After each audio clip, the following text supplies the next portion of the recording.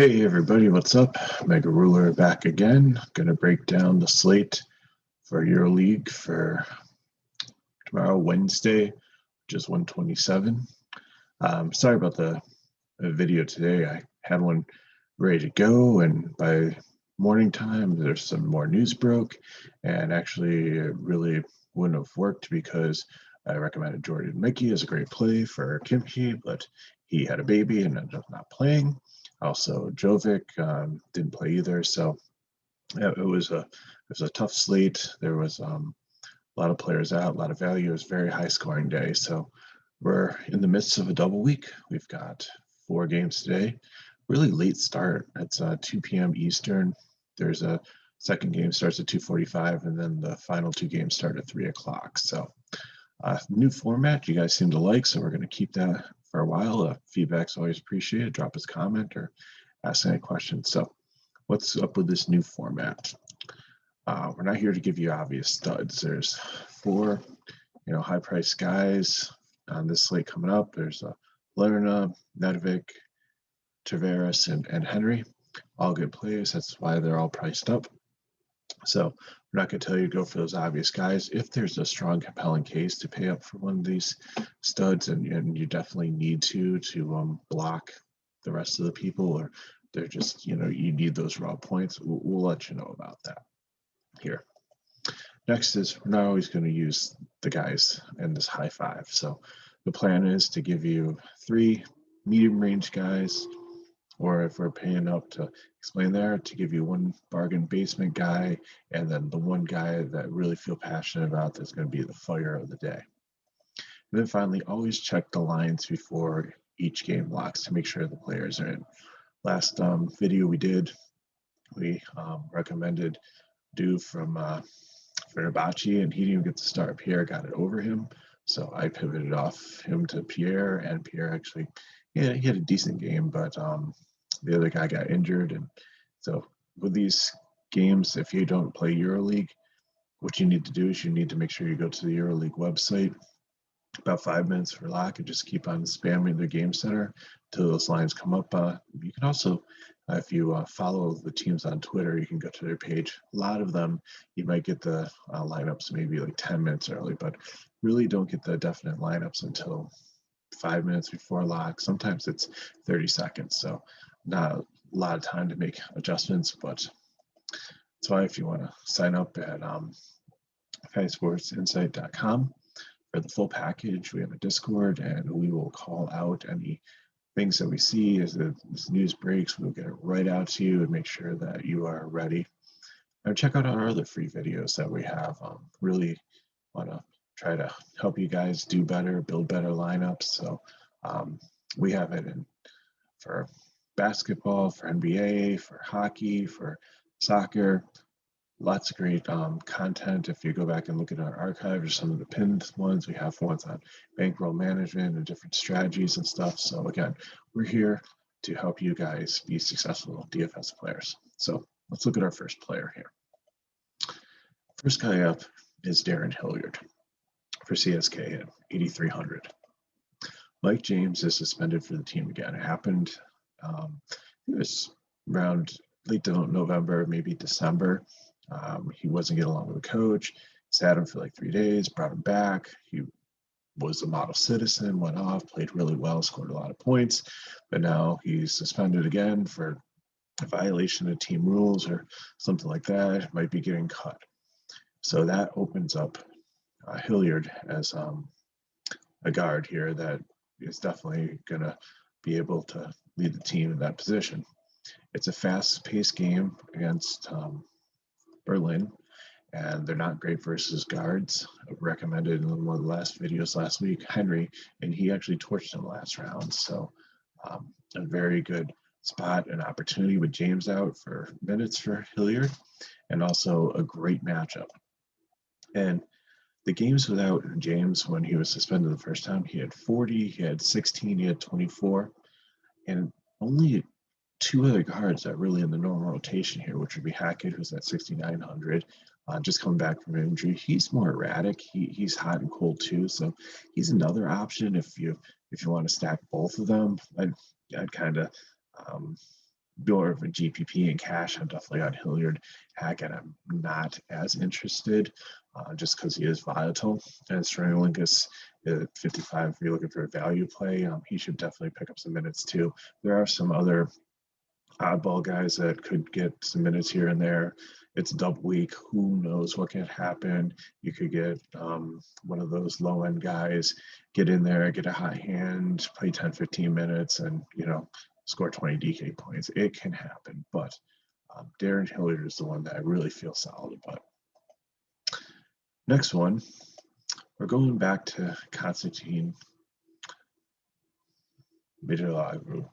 I call him K-Mint. Why? Front court mates iPapa and GPapa are out again. He dropped 48 last round. I guess that was against KFC. They were horrible. They're the absolute worst team defensively against forwards. So this is a tough matchup against Real Madrid. But he needs to be a factor to keep them in the game. I think they will rely on him, and I think he'll have a good game.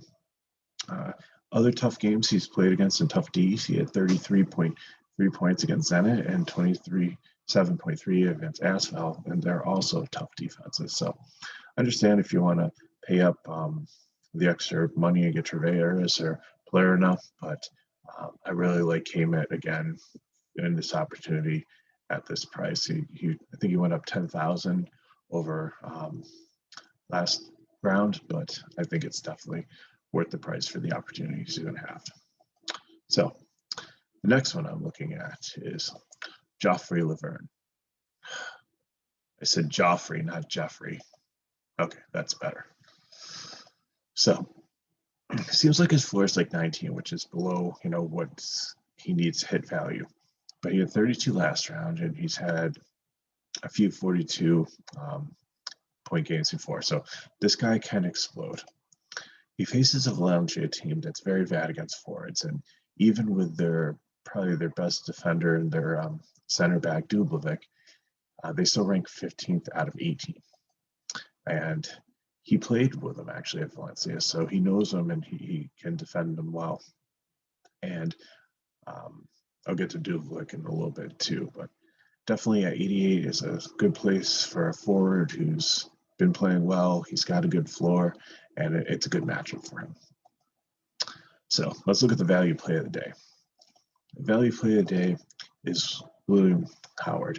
He went up $1,000 since last time I recommended him as value play, but Lou is still out and Fall is struggling, and he faces a decent defense, but Baskonia's second team is not as stout as the first team. I recommended him last time, and he came up with 20 DK points. So it's 3 straight games. He's come off the bench. He scored 20 DK points in 15 minutes of play. He only needs 15 for value, and he hit 22 last time, and that was that'd be 3.73x. So definitely another guy that's really cheap price. He seems like 3 games in a row. Even throughout the season, he had a little bit of an injury, which kind of slowed him down, but he's had many 20-point games off the bench in only like 15 minutes. So this guy's definitely a point per minute player. He's got a lot of energy. He's got talent, and he's definitely got a great opportunity against the second team, Baskonia. Okay, so who's the fade of the day? We're going back to my boy Dublovic, who I just talked about with Joffrey Laverne.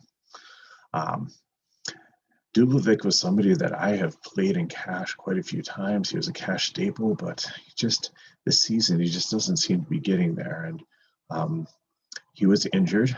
He's missed the last 4 games. He did play in the domestic game on Sunday, but he only played 11 minutes and was off the bench. We don't know what his role is here. Is he going to start? How many minutes is he going to get? Is he fully healed? And the other thing, too, is he's got very capable bench players on this team. And Toby, who's at 7,600, and Laverne, who's at 66. And Toby might get the start still and get the majority of the minutes, and they're still working on getting Dub work back in. And Laverne is a great play, too. So there's 2 other guys to consider. I know this is the fade section, but Dublovic, he might be a great GPP play. People might be afraid of him for the reasons I'm giving you, and he might not even start, but he might come in, he might be fine, he might dominate. So, you know, I would not put him in cash line. If you want to take a flyer on him in GPP, that's fine. But for the most part, I'm fading him. I'm not interested. If anything, I think, you know, Toby Labier might be great players. Derek Williams on the team is a little bit banged up. Not sure if he's going to play or not in the slate. So that could definitely open up opportunity for the two other guys. But I'd stay away from Duble. So who is our fire play of the day? I'm going with Nikola Vucevic from CSK, who's at 10,000. Again, I said there's no Mike James, and there's possibly Will Clyburn could still be out also. He's questionable, but it looks more doubtful if you look at the EuroLeague website. He faces a fast-paced, defensive-friendly Berlin team that gives up tons of points big men. I recommended Palermo as I fire play last round, and he had, I think, 43 DK points. He had 23 regular points. He had 9 rebounds. He almost had a double-double. He absolutely crushed this Berlin team, and I think this is an opportunity for Nikolai to have a great game also. He should easily hit value, which is 25 DK points. He's had 30 to 40 point upside. He's done it many times this season with a potential for double-double. He actually leads EuroLeague with 7 double-doubles. And I don't even think it's a bold prediction to say that he will most likely have a double-double this slate also in this situation against this team. So new feature I want to add is my YOLO coaster plays. So you only live once. These are plays that I would not put in a cash line. These are plays that are highly volatile and belong only in GPP lines. So looking at some of the ones here, Strinklis, I mentioned earlier, I think he's probably the most expensive one. And where I draw the line is 5,500 is where I start my value plays. And I think he's got a chance to hit value with the opportunity with no Mike James, not many guards there, come off the bench and relieve Hackett or Higgins there. Hayes has been decent, but I still like my other value play better than him, the same team. The Zalgiris guys, seems like Gregonius and Walkup are the players there, and then Laverne in the front court.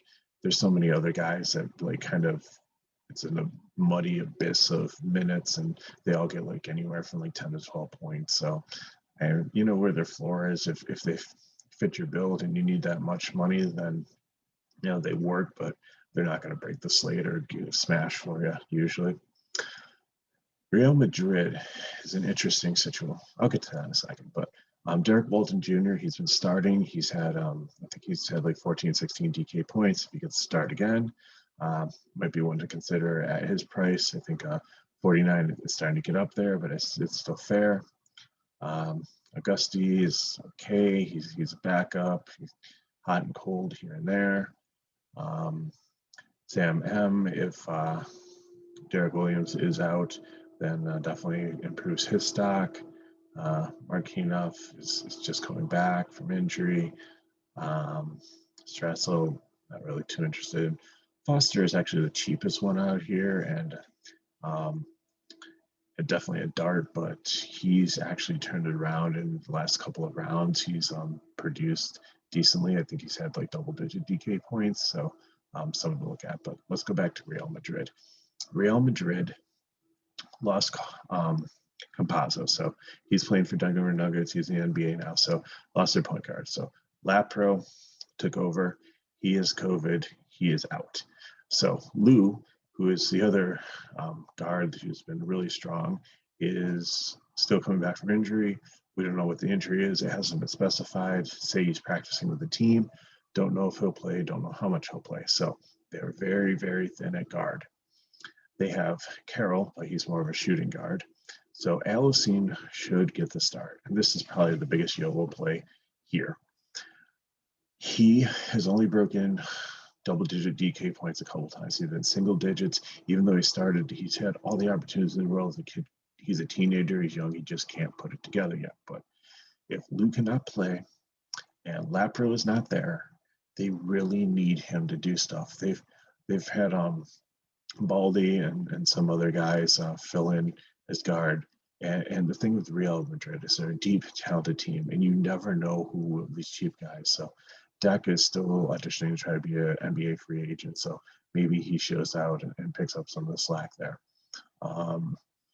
Tyrus, he's more of a forward. He's just recently signed, still trying to learn the offense and stuff. So again, it's a double week. Anything can happen with these. They could decide to rest Tavares and Thompson, and just go with some of these guys. You could see like Kosser and Taylor start. And the thing is, you never know. So again, Real Madrid, if you see the guy starting, it's a better chance to go with him than coming off the bench. But they really have a perilous, they really have a dangerous guard situation because they're very thin. Like I said, if Lou doesn't play, if Lou starts and it looks like he's okay and everything, he might be one to take a flyer on too.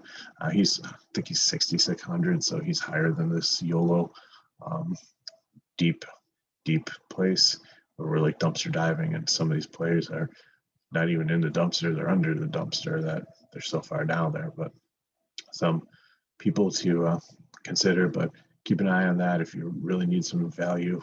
It's the last game of the day, but the thing is there's 2 games there, so it gives you, if you leave quite a few spots there, maybe 2 or 3, so you can play around with something. So you can go with, if you want to start Alicine and go with like a high price guy, and then if he's not starting, or if it's like Lou and Carroll and Alicine's on the bench, then definitely don't play him.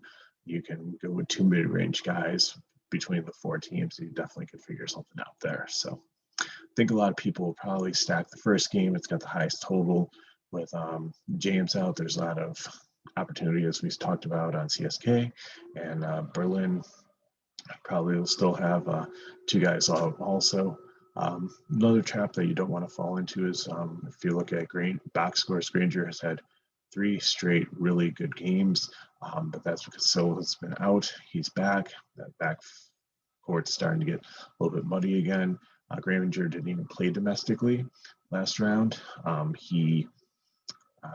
over the weekend, Silva did start. He did really well and played. I think Eriksson did also. So there's a bunch of guys there. So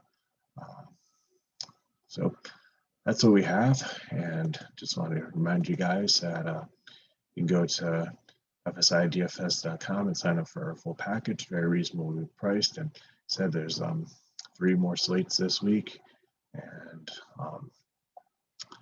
next week I think we're off. I think they're taking a break finally, which is, they've been playing nonstop since October, so they deserve it.